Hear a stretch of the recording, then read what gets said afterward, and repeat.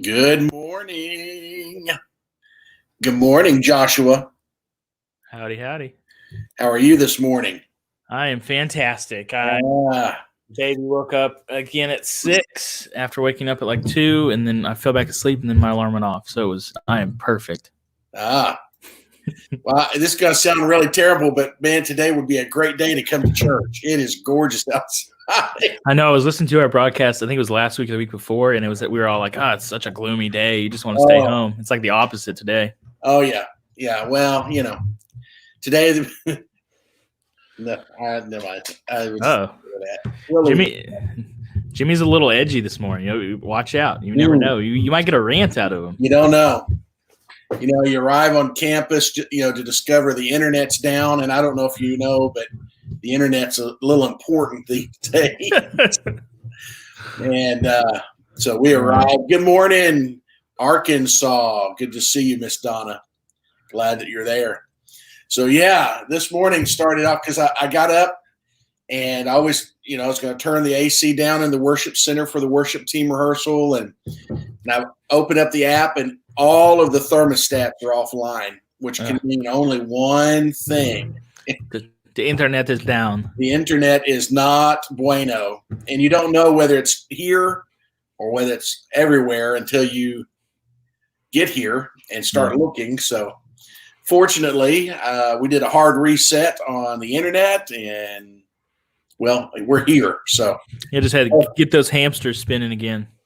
Right. Toss in a carrot and let them start whirling that thing around. It is crazy how many things in our life, both at the church and at home, are now powered by the internet. I mean, my thermostats, my everything seems to be. There's Jeopardy. Hey, good morning. We were going to have to leave him out. No.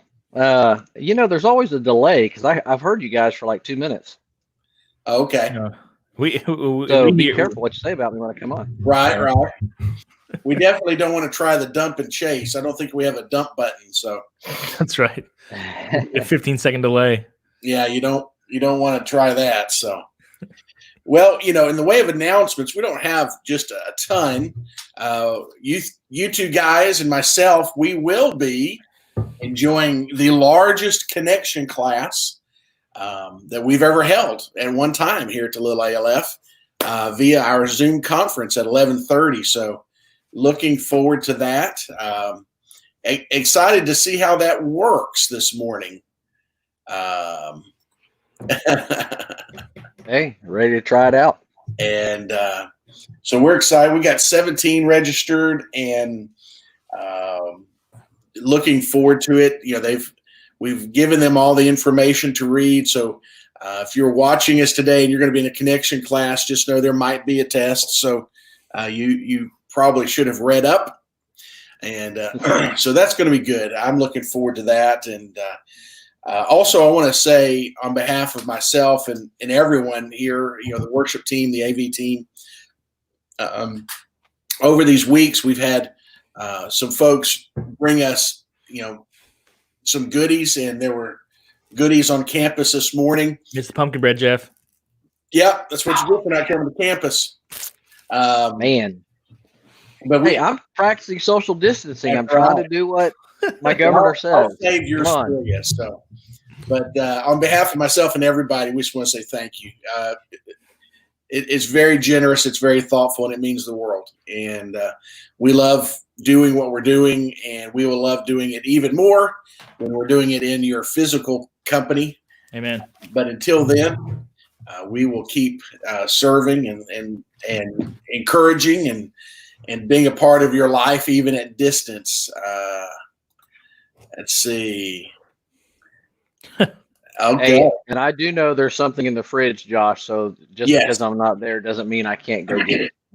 So already this morning we have Arkansas, Tennessee, and Florida represented. So welcome to all of y'all. We're glad that you're here. Anything in the fridge as of 1 p.m. today is open for anybody. Could be. Now, church, you see their nice offices they have. When I come up to church and have to teach, they just throw me in a corner somewhere and, just find a connection, poor lighting.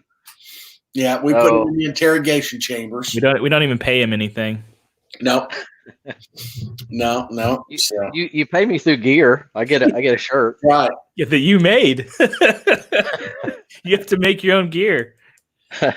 So we are looking. Yes, Dixon is its own other country, Brian. So we appreciate having Dixon here. We're looking forward to Monday. Our governor is going to kind of give us some guidance on where we're going, and I've already received some questions from some local pastors about where we're going and if we had set a schedule. And the simple answer is no, we have not set a schedule, simply because we don't know what the parameters are going to be. It is our goal to be here as quickly and safely as possible.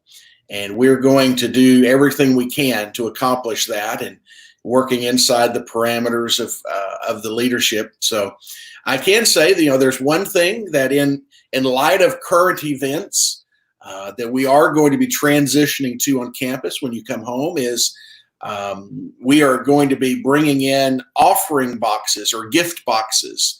And they're going to be 2 freestanding offering boxes that'll be in the foyer by the door. And so when you come back home, we'll not pass the offering plate from hand to hand as we've done forever, or a chicken bucket for those that were here even before myself.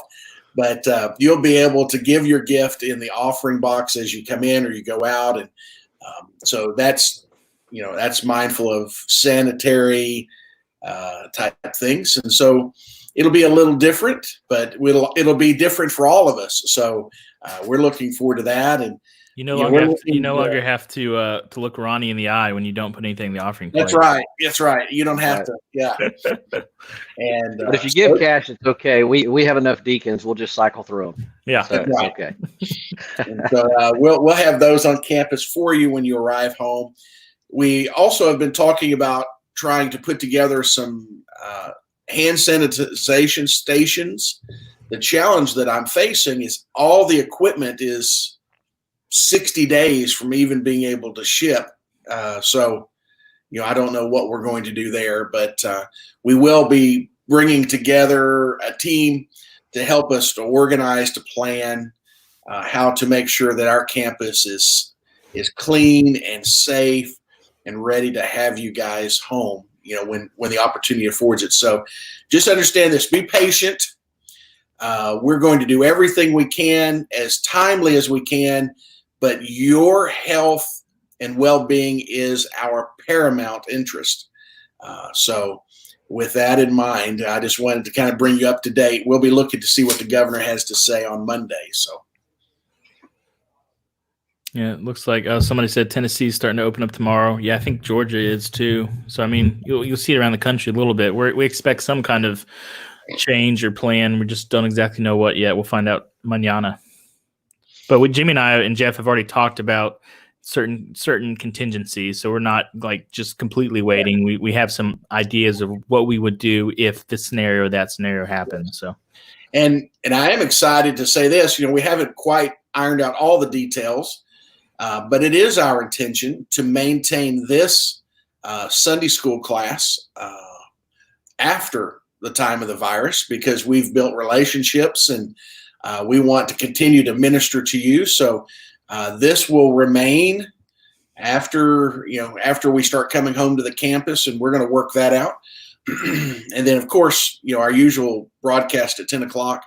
And then Josh and I have been talking about how to maintain our Wednesday night broadcast, as well as minister to those that will be back on campus, sooner than later. And so we're looking to maintain both of these digital platforms as they are right now, because we believe they're ministering to you. I can say for myself, I'm very much enjoying them. And we believe this gives us an opportunity to reach a lot of people that can't necessarily make it to campus for distance reasons. So, hey, Josh, it would be, if we could figure out that 15-minute delay, we could have this offering where we do play-by-play on Jimmy's sermon. There you go. 15-minute delay, and just do comments on it. And I like it. It would be, it might be, We'll call it heresy or not. That's right. Yeah, that's right. Truth or not truth. Yeah. There we go. Now, that would be hilarious. So We'll have to pick something, some kind of like I've seen people do like the Pinocchios, like 4 Pinocchios is like very untrue. So we'll have to do like 4 Judases or something. Be like, oh no, that's terrible heresy. Oh man, I tell you what, you better be careful where you go in town. Everybody's always jealous. So Yeah, your buddy and Brian, they want to go to Sonic with you. yeah. Hey, let me just say it. The company was outstanding. The food, it's all right. The food is Sonic. It's Sonic, So There's Georgia.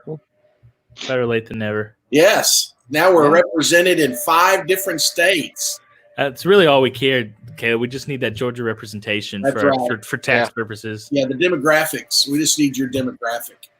And if anybody's close to a state line, just kind of drive over and sit in your car. It'd be great. That's right. So we can add another. Yeah, let your phone ping on a different state tower. That'd be great. So, but our county is still very fortunate.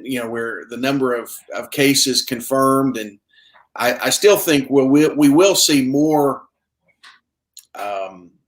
confirmation. I think more people have had the virus than we know. Sure. But fortunately, I think currently only 1 bed in our local hospital is occupied by an individual with the virus. So we thank the Lord for that. The Lord has been protecting us. So, and I wanted you guys to know as I'm out now and there's more people starting to come out, I've given in to being a part of the solution. I wear a mask that was made by Grace Bob's custom masks. And I tell you one thing that a mask will do for you is people won't stop you to talk.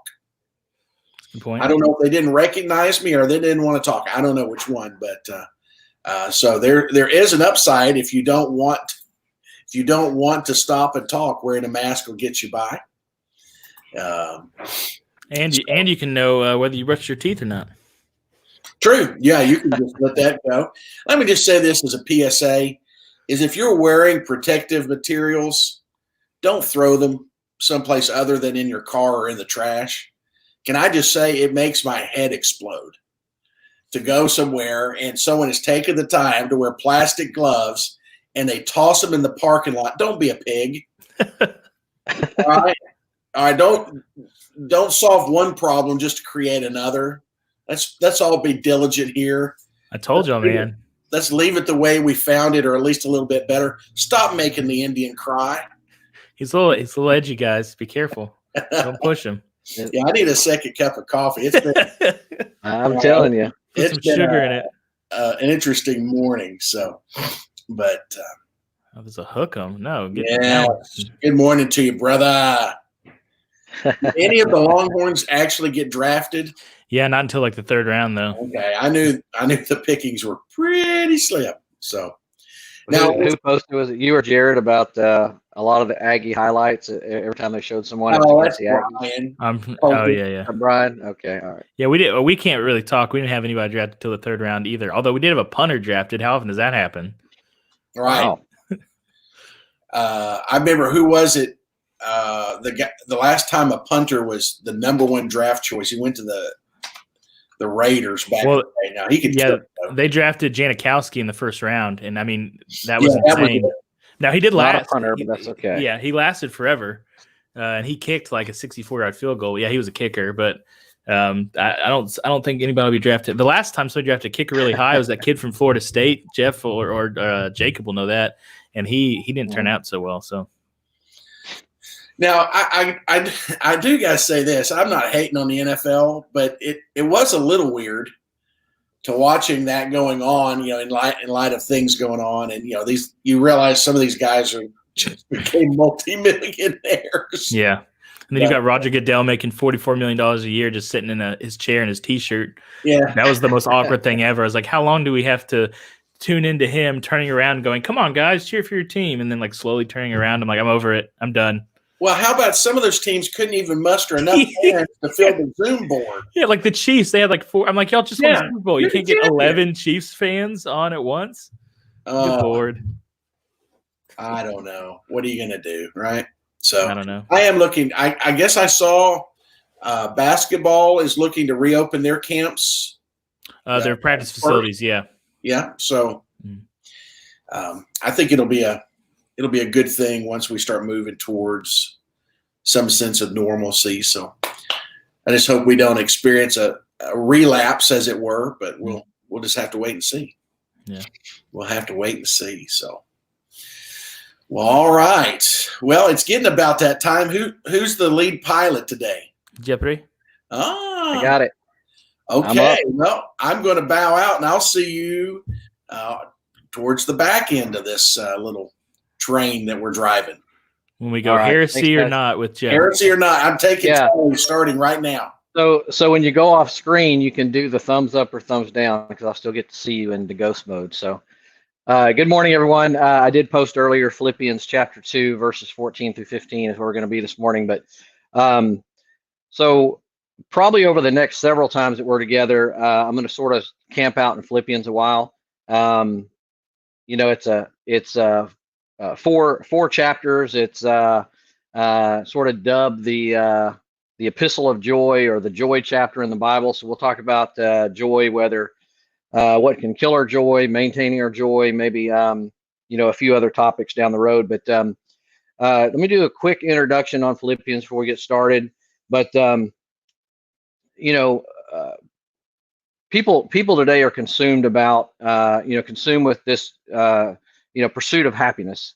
And happiness is not a bad thing. I like to be happy. I'd rather be happy than sad. I'm sure you're the same way. But happiness can be dependent upon whatever circumstances that we have going on in our life. So, people pursue happiness through whether it be self-help books or motivational speakers or advice from wise people or whatever the case is, and they all claim to know what the key is to happiness. But unfortunately and sadly for a lot of us, we never really find that key to open that door to happiness, because it is still predicated on the circumstances that are going on in our lives. So we'll talk about that and a little bit this morning. And when we're unable to control our circumstances, we find that instead of us controlling things, it's those circumstances that are controlling us. And you probably heard me say before that discouragement comes in our lives and we allow circumstances to control us. And whether it be in a job or a relationship or a car or a house or the clothes we wear or a football team or a basketball team, whatever the case is, or actually even a church, the house for Christians. When these things fail to make us happy, we kind of cast them to the side and we find something else that might make us happy. So again, happiness is typically predicated on some type of circumstance, whether things are going well. But I've already said that Philippians is the Epistle of Joy, or the Joy chapter in the Bible. I think there's 4 chapters. It's talked about maybe 12 times. I don't know if I'll get a thumbs up or thumb down on that. I'm kind of ballparking Josh on that, but I know it talks about joy quite a bit in Philippians. But biblical joy, and I want to read this because I want to get it right. Biblical joy is the settled conviction that God sovereignly controls the events of life for believers' good in His glory. Let me read that again. We can obtain joy. We may not be happy all the time, but we can certainly attain joy as believers. And we have this concept of biblical joy. Again, the settled conviction that God sovereignly controls the events of our lives for our good and His glory. Just 3 areas in Philippians. 1 in chapter 2, verse 18 talks about joy. It says, I urge you, rejoice in the same way and share your joy with me. Chapter 3, verse 1, finally, my brethren, rejoice in the Lord. To write the same things again is no trouble for me, and it is a safeguard for you. Chapter 4, verse 4, rejoice in the Lord always. Again, I will say rejoice. Joy is the theme of Philippians. And it's interesting because both Paul and the Philippian church are sort of going through some unhappy times in their lives. When this letter was penned, Paul was a prisoner of Rome. And he was saved on the Damascus Road some 3 decades earlier to this writing, and his life was characterized by, fierce and relentless, opposition to his walk after he became a believer. And the Philippian church, their they weren't necessarily happy either. They were desperately poor. They were being persecuted for the cause of Christ. They were being attacked by false teachers. There was disunity in the church. There was this argument going on between a couple prominent members within the church, and there was this concept of disunity going on. So, and it's interesting that Paul, who is up against tremendous opposition and persecution through his life, this church is being persecuted, is talking about joy. So why did they have joy? And we'll talk about that not only today, but then over the course of maybe the next 3 or 4 times that we're together. So despite the circumstances of both Paul and the Philippian church, the topic of joy permeates throughout the entire letter. And so we'll talk about that. So we'll be in Philippians chapter 2, verses 14 and 15. And what we're going to talk about this morning, the one thing that will kill our joy is complaining. So if we have a tendency to complain in our lives, it will certainly kill any biblical joy that we can experience in our life, because your complaining is usually focusing on the negative and not focusing on the positive things of God. So Philippians 2, 14 and 15 says, "Do all things without grumbling or disputing, so that you will prove yourselves to be blameless and innocent, children of God above reproach in the midst of a crooked and perverse generation, among whom you appear as lights in the world." Again, this complaining will kill our joy. We all complain about something from time to time, but hopefully we can limit that. And I'll give us 5 things later on that we can do to kind of overcome complaining in our lives. But the habit of complaining is really a hard thing to break if we get into that, because by nature we are negative people. By nature, we tend to focus on those things that maybe aren't going right in our life. Bad news makes the 6 o'clock news, as they talk about sometimes. As we all know, bad news will travel faster than good news. If I want to say, complain about something, maybe complain about, the teaching area that I have at the church, I can dwell on that, and it would make me negative, right? But here we see that there's really 4 types of complainers. Now, I don't want you to put in the comments which one you are, but you can kind of think to yourself. So 4 common types of complainers. I want to see if you identify with one of them. One is the whiner. These people, they wake up negative. Instead of rise and shine, it's rise and whine, about everything. And the tell of a whiner is life isn't fair. I don't deserve this.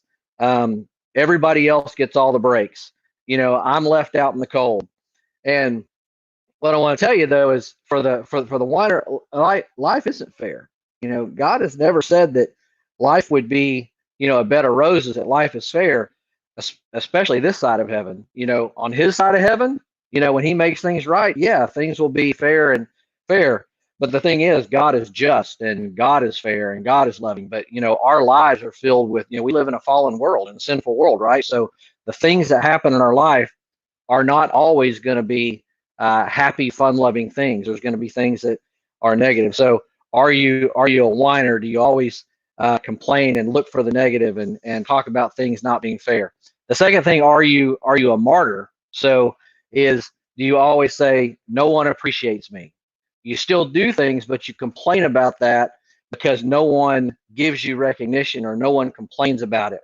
These people are pros at having their own pity parties, right? It's, I do all this and no one recognizes it. Or when I'm sick, everyone's going to know that I'm sick. Or when I'm feeling pressure, everyone's going to know that I'm pressured. They are the martyr in their act of complaining. So what I'd ask you here is, if you're one of them, how do you react when things don't go your way? How do you react when you don't get your way? Do you complain about it? Do you sulk? Do you talk about you being the victim all the time? The third thing is the cynic. The favorite phrase here is, nothing's ever going to change. So Ecclesiastes 1 says, vanity of vanities, says the preacher, vanity of vanities, all is vanity. What advantage does man have in all his work which he does under the sun? A generation goes and a generation comes, but the earth remains forever. And then verse 9 says, that which has been That which has been is that which will be, and that which has been done is that which will be done. So there is nothing new under the sun.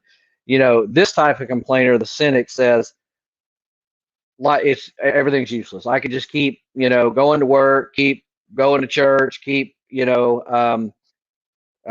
working with the family, whatever the case is, but nothing ever is going to change. I'm just going to spend my whole life working, then I'm going to die, and I'm not going to have anything to show for it. So they kind of complain about that. They're the cynic. And then, here's one, the perfectionist. You kind of think about this a little bit. Do you complain about things never being good enough? Their favorite phrase is that the best you've got? Is that the best you can do? Hey, that's good, but did you think about doing this? So you kind of keep adding more to it. So the things that they receive or the things that they receive in their lives or the things they do is just never good enough. So they spend their times never being satisfied. And nothing destroys harmony faster than, just constant complaining, whether you're a cynic or whether you're a perfectionist or whether you're a martyr or whether you are, a whiner. So I don't know if you would characterize yourself as one of those four or not. Probably at some point I've been all four. Hopefully not all four at one time. But so let's talk about how we can conquer complaining and actually seek this thing called biblical joy. And there's going to be a lesson later on in chapter 3. I believe it's chapter 3 where it talks about being content and in God. And but remember, biblical joy is the understanding or the settled conviction, the faith that I have that God is in control of the events of our lives. And we have that perspective. And I know I say this all the time. I have the sticky in front of my Bible, and it's been, I don't know how many years it's been there. Discouragement comes when we allow circumstances to control us. Bad things are going to happen in our lives. We're not always going to be happy about things. So how do we conquer complaining and try and cultivate biblical joy? One thing is we just kind of need to admit that maybe we fall in one of those four buckets. That maybe we complain more than we should. So I'd ask you: is constant complaining an issue for you or a problem for you? Proverbs 28:13 says, "He who conceals his transgressions will not prosper, but he who confesses and forsakes them will find compassion." If we were to record each of us, which we do have the ability to do very easily, maybe the things that we talk about over this next week, would it be characterized by more of the things we complain about or more of the things that we give thanks for? Do we spend our time griping or grumbling or complaining about stuff? And again, complaining is not just a bad habit. Complaining is a sin. And I don't have time to go into all the times that the Israelites complained, but they were chosen people of God, and here they are complain about everything. They complained about manna from heaven and everything else. So first of all, we need to do to conquer complaining is kind of admit that I might do that a little too much, whether I'm not satisfied with something, or maybe I want everyone to look at me and oh woe is me because I'm the martyr. And maybe we just need to admit that to ourselves and have a little bit of self-awareness. Second thing that we can do to conquer complaining is accept responsibility for our own lives. Many times complaining is an attempt really to blame others for the things that are going on in our lives, or maybe our own hangups, or perhaps shift focus somewhere else where there's no spotlight on us. So I want to read Proverbs 19:3. I'm going to read it from two different versions because the second one I chuckle every time I read it. Proverbs 19:3 says, "The foolishness of man subverts his way, and his heart rages against the Lord." That same verse in the Message, it says, "People ruin their lives by their own stupidity. So why does God always get blamed?" I always laugh when I hear that Message version of that. A lot of times we want to blame other people for what's going on in our lives, and when we say, we do reap what we sow, right? And sometimes we don't have any right to complain about the results because it's the result of the decision that we made in our lives. And we are free to make choices, but we're never free of the consequences that may come from those choices. So it does us no good to complain about it because we kind of made our own bed sometimes.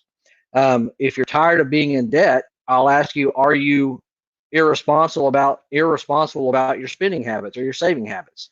Does every new shiny object come along, you have to have it? So that would be irresponsible. I'm not appreciated at home. Well, do you appreciate others in your home? I throw that question back. I never get a break at work. Well, are you simply just lazy about your approach to work? So sometimes we have to accept responsibility for our own circumstances in our life.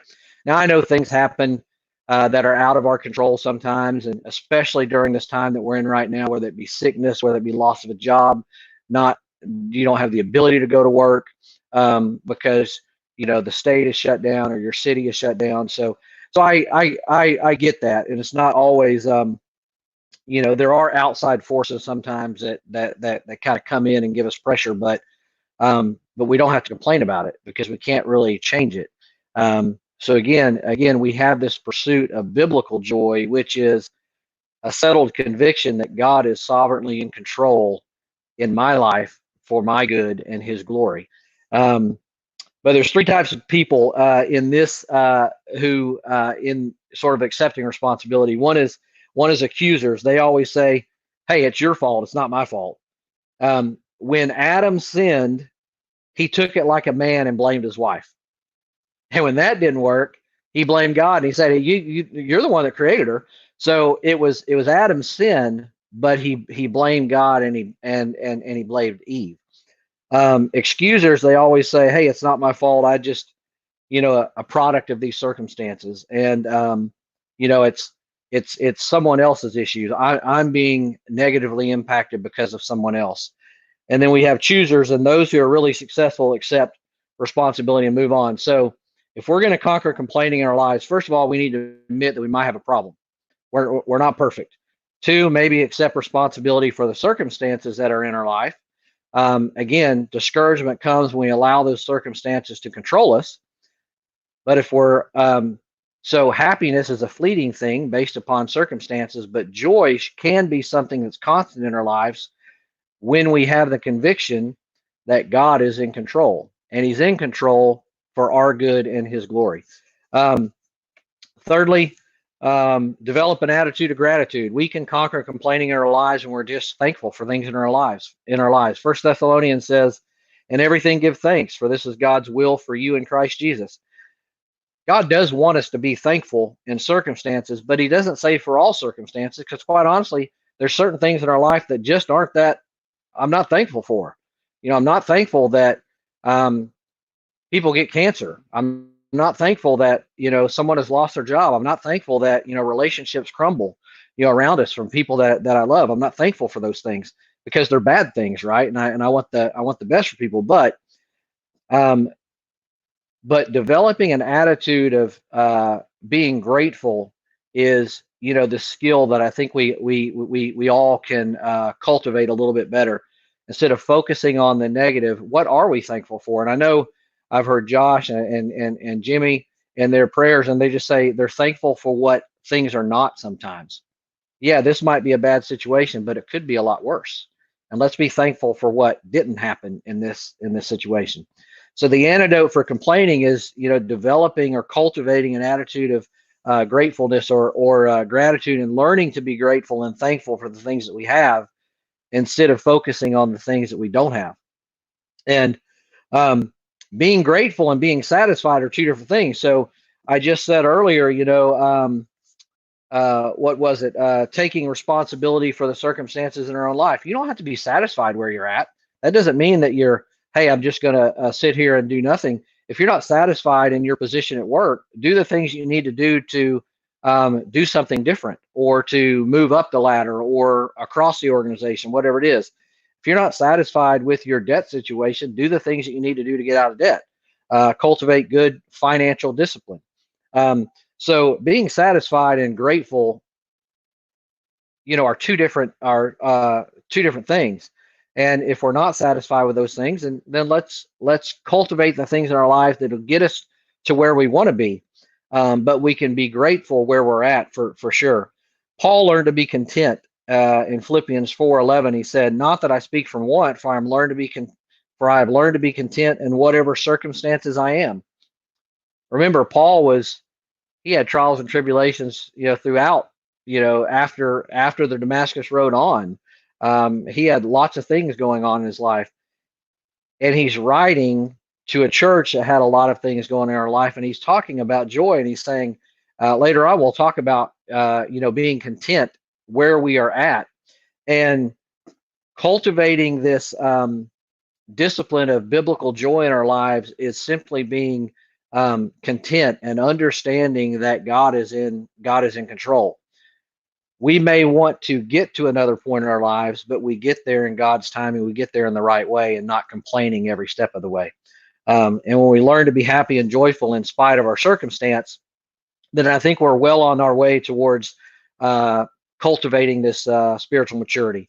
And I'll say once again, I know I've probably said this 5 times, discouragement comes when we allow circumstances to control us. You're discouraged in your lives, and you'll be becoming happy because of these circumstances that are going on. Well, I'll save that example for later. 4, look for God's hand in whatever circumstances. 2 Corinthians 4 says, 17 and 18, for momentary light affliction is producing for us an eternal weight of glory far beyond all comparison, while we look not at the things which are seen, but at the things which are not seen. For the things which are seen are temporal, but the things which are not seen are eternal. Listen, we're going to have problems in our lives, but the way that we look at them and approach them will determine our attitude. And really, the real reason why we shouldn't complain is because it's really a rebellion against God. When we complain about things, we're challenging his wisdom in the situation. We ask God, hey, do you really know what's going on here? Do you really know that I'm being afflicted? Yes, God knows. If you have biblical joy, you understand that God is sovereign, and God understands what's going on in your life for our good and his glory. So sometimes we challenge the wisdom of God when we complain, and we said, God, you must not know what's going on with me. Maybe his care. We ask God if he really cares or if he loves me when we complain. And sometimes we forget his goodness and we focus on what we don't have instead of what we do have. So look for God's hand in the circumstances that we are in, because again, we can at least be thankful for what it's not. If that's the only thing we have thankful, if you have that flat tire on the highway, at least it wasn't a flat tire going 75 miles an hour with 2 young children in the car, and there was an accident that took place, right? We can be thankful for things, right? And then lastly, speak positively. Complaining is a sinful habit. The only way to break it is to replace it with something else. We need to replace negative complaining with positive speaking. Again, I've got a pretty worn out Bible, but there's a yellow sticky note right here that's about a third left in it, right there in that corner, that highlights this verse. It was given to me by someone a long, long time ago. Ephesians 4:29, it says, let no unwholesome word proceed from your mouth, but only such a word as is good for edification according to the need of the moment, so that it will give grace to those who hear. I always don't live up to this verse, but I would encourage us to say, speak positively. Again, complaining is a sinful habit, and we need to replace our negative complaining with positive speaking. And remember, let no unwholesome word come out of our mouth, and only those words that are good for edification. And then I'll throw in here Ephesians 6:4. Fathers, do not provoke your children to anger, but bring them up in the discipline and instruction of the Lord. And we will give an account for every idle word that's spoken. So let's speak positively. So to just recap real quick, first thing that we can do to maybe overcome or conquer complaining is, just simply admit that there's a problem. Maybe you are a martyr all the time. Maybe you are a perfectionist and nothing is ever right. Maybe you are a cynic and nothing's ever going to change, or one of those others. Accept responsibility for what's going on in your own life. Sometimes we do reap what we sow. There are external circumstances that happen that are beyond our control. I get that and I understand that. But our happiness is dependent upon circumstances, and sometimes we can simply change that by making different decisions. Third, develop an attitude of gratitude. 4, look for God's hand in the circumstances, and 5, speak positively. And I will say one last time, discouragement comes when we allow circumstances to control us. So I will bring back in our esteemed panel, the Reverend Jimmy Vaughn and Sandra. Well, that was a tremendous lead in to the 10 o'clock sermon. So thank you so much. Well, there you go. Awesome. You're not on the same 2 verses, I hope.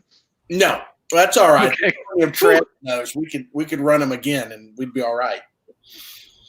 But it is interesting is, we are creatures of habits, and complaining and negativity is as much a habit as anything else. And joy really is a choice. It's a recognition of what things aren't, but it's also a recognition of what things are. And sometimes this perspective, when you've seen the things, I've seen and others, and you just realize that, this may not be what I think, is the best, but in comparison, I posted yesterday, I'm living the things that I used to pray for.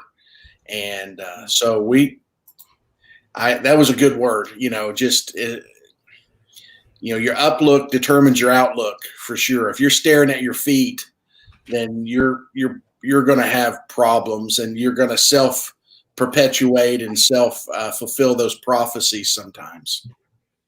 Yeah, and we all have, those bouts of depression, those bouts of unhappy times in our lives. But it's how we approach it from God's point of view, right? And it's taking a step back from that particular circumstance and looking at it as a whole. And I always look back to,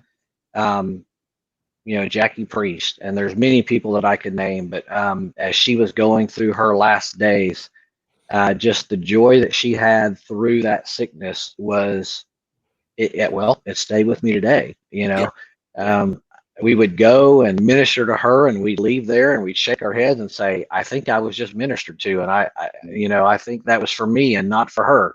So it was a crazy thing to witness and see. So, I think another point is that, none of this happens in isolation. So a story of Job comes to mind where, he's being dragged down by a wife who is constantly complaining. And so not only if you're a complainer, and I liked your point about how complaining is really a rebellion against God and his authority, but if you're a complainer, then you are not only affecting yourself negatively, but everyone in your radius, whether it's your household or your work, like that. And the vice versa is true too. Like if you're positive, or if you're joyful rather, then that joy can also be infectious. But if basically if you don't want to stop complaining because it's beneficial for you, which it is, think about all the people that are around you that you're affecting negatively by your complaining. Mm-hmm. Yeah. Complaining shows a lack of gratitude. I think that one of the seeds to a garden of complaining and dishappiness is just an attitude of disgratitude. I mean, think of, when our kids, you work hard and you give them, the best that you can. And when they don't have an appreciation for it, I mean, one, it kind of ticks you off a little bit, but 2, it hurts your heart because, I want to give my kids the world, but the truth is the world isn't what they really needed. And my kids, my kids didn't lack for anything as the Lord saw fit to give it to us. Did they have everything? Well, not in a grand context, but, I am so thankful for what we had, because there's times in my life, I don't know where it came from. I mean, I literally can't draw you a map or take you to an account and show you where God's provision came from and how he carried us through. And my kids, my kids have no idea. We were so broke, we couldn't afford to pay attention. I mean, it was, but the Lord, and, you can find joy when you have a little, and you can find joy when you have a lot. But that attitude of gratitude, man, that is the grease that makes things slide pretty nice. Well, since it's just us 3 with 40 or 50 of our closest friends kind of listening in, of the four common types of complainers, did one resonate? Remember it was the whiner. Instead of rise and shine, it's rise and whine, or the martyr, or the cynic, or the perfectionist. And one of those, I'll put us on the spot. I guess me is, gosh, probably an aspect of all four. Unfortunately, probably 25% on all those. Actually, it's a cop out, Jeff. Pick one. I know it. I can go. I know for me, when circumstances become negative, I tend to find myself being a cynic, and it's just like, here we go again, another one of these. It's not going to change. Like, we're just going to have to deal with this, whatever the problem is, or whatever the negative circumstance, over and over. So I get rather dramatic when circumstances go negative. I tend to become the cynic pretty easy. I mean, I agree with you in the sense that I've done all of these before. But I probably go between the martyr and the cynic. I don't usually wake up negative, and I'm not necessarily a perfectionist. So usually cynic, sometimes martyr, when I feel like I've done a lot of work, and these kids and nobody appreciates me. Yeah, I'm probably more martyr, and I'm not a perfectionist, but I think I can. I'm cold sometimes, so I would probably say. You need to do that anyway. What's up with that? What do you need recognition for that for? It's your job. Yeah. But, you sound like a fun boss. Yeah, I know. Well, I think if I were going to pick a primary, if I had to pick just one, I'd probably say cynic, because when you've been around as long and you've seen, and you just, it's like that old 80s song, here I go again. You just start shaking your head. You look at culture and you look at individuals, and man, if I had $1 for every time I've heard, yeah, but I'd have a lot of dollars. And so you get kind of cynical, and it could be with an individual or even an entire organization. And then probably my second one, if I was going to fall, would be martyr. Now, the interesting thing about the martyr is a really good circular martyr is you say, hey, no one really cares about what I'm doing. And then God reminds you that's not the reason you're doing it. So it's a wonderful tail twister. It's really good. Nothing will just drive you right down into the wood like a good martyr circular complaining. That's good stuff right there. Now I've got another one. Let's flip it. Which one of these four is the most annoying to you personally from other people? What just? Oh, the whiner. Oh, okay. Whiner. See, for me, it's the martyr. Like I've known people that just have that martyr complex, and it's just like, which is funny because it's one of the two I picked. But I've seen martyrs that I'm just like, oh my gosh, guys. Yeah, but the thing about it is, the martyr doesn't sound like this. That's true. Yeah. I know the sun is up, and it's in my eyes. Yeah, the whiner is definitely the most in your face of the whole of them all. Definitely. Bring me some peas and crackers. But we love them all. Yeah, I mean, I've got a 10-week-old whiner at home. He won't stop whining. No. Hopefully he grows out of that. Belinda has a 53-year-old one.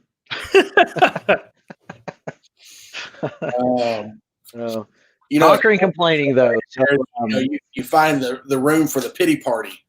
Right. Yeah.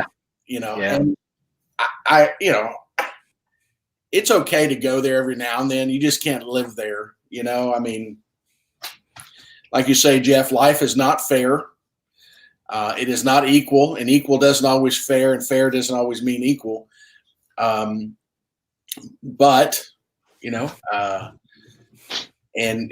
life is so much what we choose. And when you choose joy, the world's going to call you a hypocrite. They're going to call you a pie in the sky, a reality denier. But when you choose joy, there's something, because what this world offers at its best, quote unquote, still doesn't equate what's yet to come.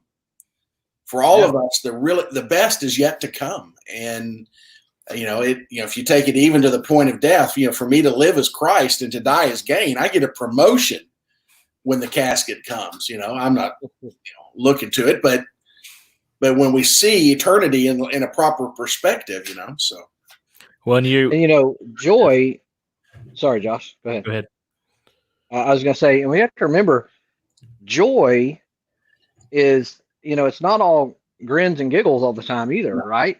No. This is just a conviction and an understanding that I am joyous because of my Savior. I have this joy and this contentment, this conviction that this too shall pass.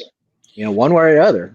We'll get through it, or God will call me home. But either will be fine.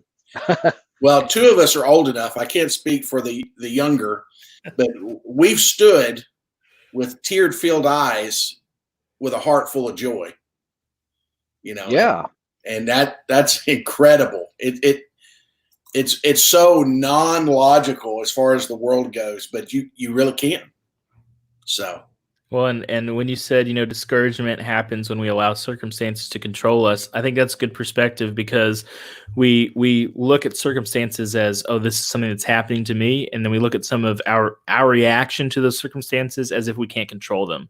Like, these bad circumstances happen, this happened to me, so I am discouraged, or so I have no joy. But when we realize that circumstances happen to us, true, things happen to us, but how we react to them controls whether we're discouraged or joyful. And like you said, I know there are people that deal with clinical depression and those kinds of things. I'm not saying, that comes in, there's sadness, all that, but real despair, real discouragement, that's our control. You can either allow it's like other people, you like these complainers.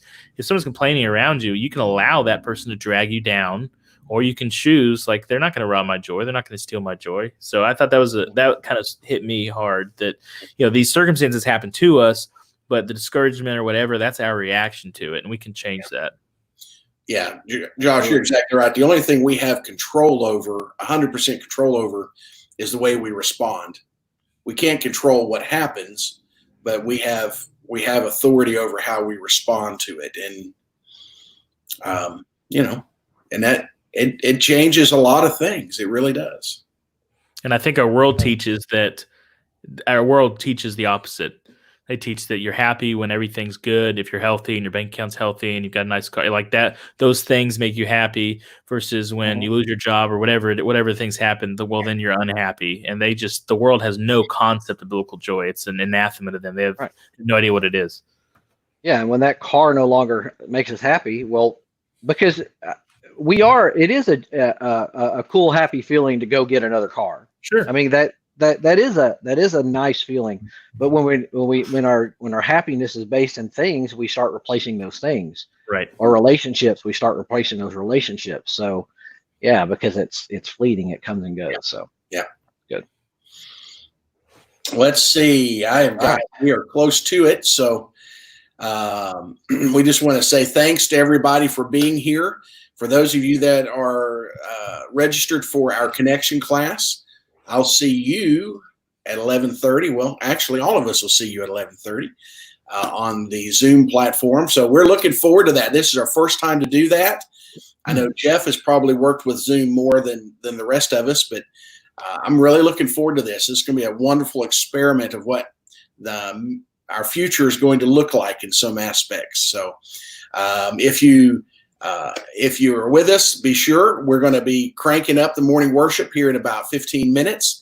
And when you log on, be sure and start a watch party. Now, Jeff, I went over and I looked, and I on my Facebook page, and it actually was giving closed captioning of what you were teaching, and I don't ever watch but so that's an added bonus. Nice. Sometimes my words get it would have said things it up. So, but I hope that you're planning to stick around, join us at 10 o'clock. We're going to continue our study on When Lions Come for Dinner, part 2. And be sure and invite your friends. Remember, you are God's ambassador to your mission field, and you are the one who controls the digital doorway. be sure to open your arms, open the door, and invite them into your church this morning. Well, I love you guys, and I will see you shortly. Yeah.